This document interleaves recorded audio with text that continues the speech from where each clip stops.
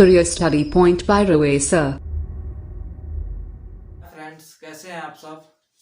Career study point by Ravi sir channel पर आपका स्वागत है। आज देखेंगे क्लास 10th का भौतिकी का पाठ 1 का भाग 1 और चैप्टर का नाम है प्रकाश का परावर्तन, रिफ्लेक्शन ऑफ लाइट। तो सबसे पहले हम जानेंगे कि प्रकाश क्या होता है। प्रकाश के बारे में पूरा डिटेल्स यहाँ पे दिया गया है और इसको काफी अच्छा से समझा जाएगा, इसलिए वीडियो के एंड तक बने रहिएगा।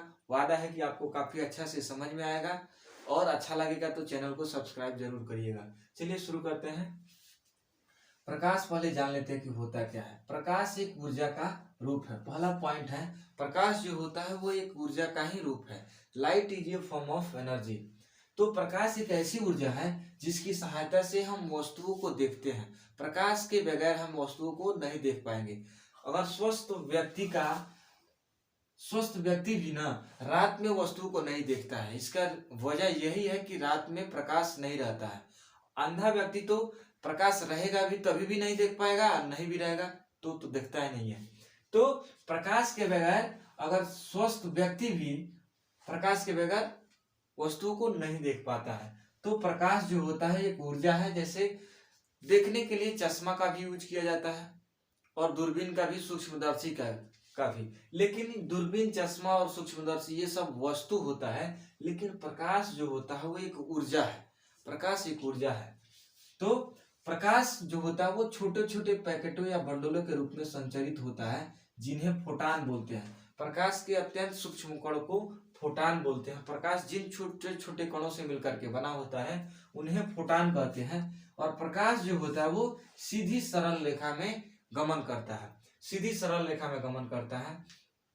आइए इसको हम प्रूफ करने के लिए एक जलती हुई मोमबत्ती को लिए हैं और इस प्रैक्टिकल के माध्यम से ये प्रूफ कर देंगे कि प्रकाश जो होता है वो सीधी रेखा में गमन करता है। इसके लिए मैंने एक खोखला पाइप ले रहा हूँ। इसके लिए एक खोखला पाइप यहाँ पे ले रहा हूँ। बीच में ये खोखला है और दूसरा एक पाइप ले रहा हूँ जो थोड़ा सा टेढ़ा है। एक स्ट्रेट है और ये टेढ़ा मेढ़ा पाइप ले रहा हूँ, टेढ़ा।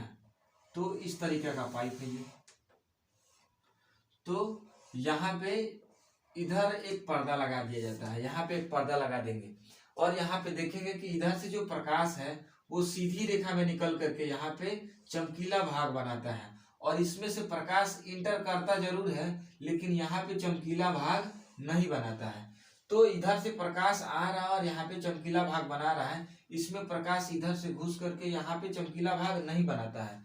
तो इस प्रैक्टिकल्स के माध्यम से प्रूफ हो जाता है कि प्रकाश जो होता है वो एक सीधी रेखा में गमन करता है। अगर वो टेढ़ा मेढ़ा गमन करता तो ये खोखला है, खोखला पाइप है, इसके अंदर ऐसे घुस करके और यहाँ से निकल आता। लेकिन ऐसा ये प्रयोग में नहीं होता है। तो यही हमें साबित कर देता है कि प्रकाश जो होता है वो एक सीधी रेखा में गमन करता है, टेढ़ा मेढ़ा गमन नहीं करता है। तो याद रखना है आगे से कि प्रकाश जो होता है एक सीधी रेखा में गमन करता है। प्रकाश का वेग। अब नेक्स्ट पॉइंट है प्रकाश के वेग के बारे में। तो सबसे पहले प्रकाश के वेग के बारे में बताए थे, उस वैज्ञानिक का नाम है रोमर। रोमर नामक वैज्ञानिक ने ही प्रकाश के वेग की गणना सबसे पहले की थी। तो इन्होंने ही प्रकाश के वेग की सबसे पहले गणना की थी। और प्रकाश का जो वेग होता है, निर्वात या वायु में प्रकाश का जो चाल होता है वो होता है 3 × 10⁸ मीटर प्रति सेकंड होता है। निर्वात में या फिर वायु में बोला जाएगा तो प्रकाश की चाल 3 × 10⁸ मीटर पर सेकंड। अभी इसके बाद से देखेंगे कि पानी में भी प्रकाश की चाल कितना होगा, कांच में प्रकाश की चाल कितना होगा, इसके बारे में चर्चा करते हैं अभी। और कुछ पॉइंट देख लीजिए पहले। और माध्यम बदलने पर वेग तथा तरंगदैर्घ्य ये भी बदल जाता है। वेग भी बदल जाता है। अलग अलग माध्यमों में अलग अलग प्रकाश की चाल होता है। जैसे ठोस है। ठोस के जो कण होते हैं, ठोस हो गया और ये हो गया द्रव हो गया और फिर हो गया गैस। तो ठोस के जो कण होते हैं, जो इनके परमाणु होते हैं, ये काफी पास होते हैं, काफी पास सटे होते हैं, काफी मजबूत आकर्षण बल से ये बंधे होते हैं। और द्रव के जो परमाणु होते हैं, जो कण होते हैं, ये ठोस के अपेक्षा थोड़ा सा दूर रहते हैं, ठोस की अपेक्षा थोड़ा सा दूर रहते हैं। और गैस के जो कण होते हैं वो काफी दूर होते हैं। इस तरीके से होते हैं। तो इसमें प्रकाश, जिसमें परमाणु काफी पास पास होंगे उसमें प्रकाश ज्यादा तेजी से इंटर नहीं कर पाता है, उसका जो वेग होता है वो घट जाता है। इसमें प्रकाश प्रवेश करता है ठोस की अपेक्षा, इसमें ज्यादा तेजी से वेग होता है, इसमें जो वेग होता है वो ठोस की अपेक्षा इसमें ज्यादा वेग होता है। और गैस में सबसे ज्यादा होता है, निर्वात या गैस में सबसे ज्यादा होता है, जो कि 3 × 10⁸ मीटर प्रति सेकंड होता है। 3 लाख किलोमीटर प्रति सेकंड इसका मान होता है। तो अगर कोई वस्तु जितना ही सघन होगा उसमें प्रकाश की चाल उतना ही कम होगी। जो वस्तु जितना ही सघन होगा उसमें प्रकाश की चाल उतना ही कम होगी। जैसे द्रव और हवा का बात किया जाए तो द्रव में प्रकाश की चाल कम होगा और गैस में प्रकाश की चाल ज्यादा होगा।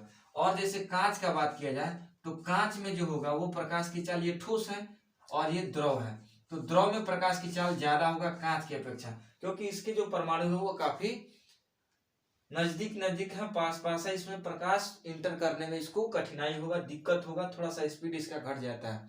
जैसे आप जनरल लाइफ में ये समझ सकते हैं कि अगर आपको एक खुले मैदान में दौड़ा दिया जाए और आपको एक जंगल में दौड़ने के लिए बोल दिया जाए तो आप खुले मैदान में काफी तेजी से दौड़ेंगे, और जंगल में दौड़ने के लिए बोल दिया जाएगा तो आपको पेड़ से बच करके निकलने में आपको थोड़ा सा दिक्कत होगा।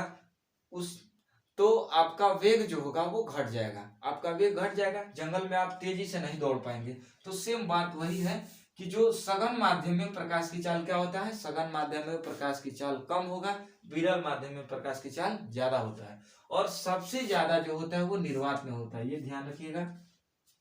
निर्वात या वायु में प्रकाश की चाल जो होता है वो होता है, बता चुके हैं, 3 × 10⁸ मीटर प्रति सेकेंड। अगर इसी को किलोमीटर में बोला जाएगा तो ये 1000 मीटर में 1 किलोमीटर होता है, तो 3 गो जीरो इसमें से कम हो जाएगा, 3 × 10⁵ हो जाएगा और ये हो जाएगा किलोमीटर प्रति सेकेंड।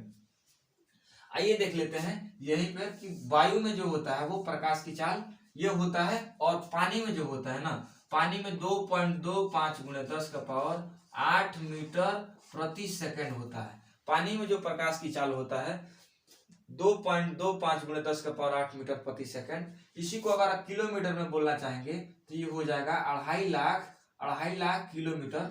2.5 लाख मतलब यहाँ पे 5 और हो जाएगा किलोमीटर प्रति सेकंड हो जाएगा। और कांच में बोला जाएगा तो कांच में होता है 2 लाख किलोमीटर प्रति सेकंड। अगर मीटर में बोलना चाहेंगे तो ये हो जाएगा 2 × 10⁸ मीटर प्रति सेकंड। ये जो होता है वो कांच में प्रकाश की चाल होता है, कांच में। और 2.5 लाख जो होता है वो होता है पानी में, 2.5 लाख किलोमीटर प्रति सेकंड वो होता है पानी में प्रकाश की चाल। चलिए अब देखते हैं प्रकाश जो होता है वो विद्युत चुंबकीय तरंग है। प्रकाश एक विद्युत चुंबकीय तरंग है, और जितने भी विद्युत चुंबकीय तरंग होते हैं वो सब अनुप्रस्थ तरंग होती है। उसके बाद से नेक्स्ट है, आज प्रकाश के कुछ घटनाओं में तरंग और कुछ घटनाओं में कण के रूप में माना जाता है। आज प्रकाश के कुछ घटनाओं में तरंग भी माना जाता है और कुछ घटनाओं में इसे कण के रूप में माना जाता है, जिसके कारण इसकी जो प्रकृति होती है वो दोहरी प्रकृति होती है। ये 2 तरह का गुण को प्रदर्शित करता है जिसे दोहरी प्रकृति बोला जाता है।